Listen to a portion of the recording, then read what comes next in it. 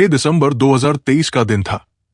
एक ऐसा दिन जो इंडिया की हिस्ट्री में हमेशा के लिए लिख दिया गया, क्योंकि इसी दिन हुई थी देश की सबसे बड़ी इनकम टैक्स रेड।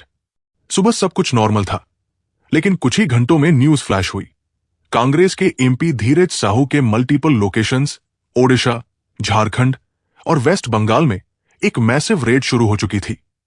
शुरुआत एक लिकर कंपनी बौद्ध डिस्टिलरीज प्रा ली के रिकॉर्ड से हुई, लेकिन जैसे जैसे ताले टूटते गए, लॉकर्स खुलते गए, ऑफिसर्स के होश उड़ते गए।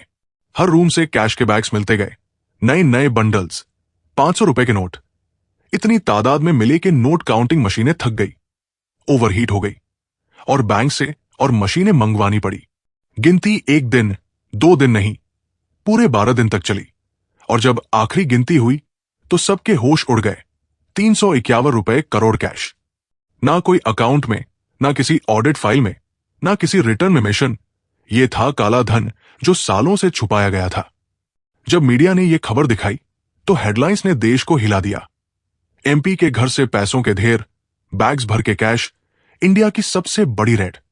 कांग्रेस ने धीरज साहू से दूरी बना ली, ऑपोजिशन ने सवाल उठाए, लेकिन आम आदमी सोचने लगा, अगर एक एमपी के पास 351 करोड़ कैश हो सकता है तो सिस्टम के बाकी कोने कहां तक साफ है।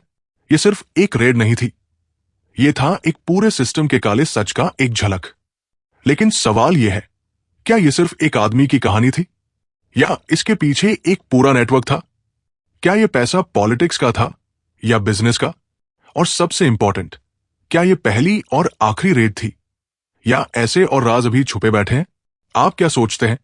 क्या धीरज साहू अकेले जिम्मेदार थे? क्या यह सिस्टम में छुपा हुआ एक माफिया था? कमेंट में अपनी राय जरूर दें, क्योंकि कहानी यही खत्म नहीं होती, यह तो सिर्फ शुरुआत है।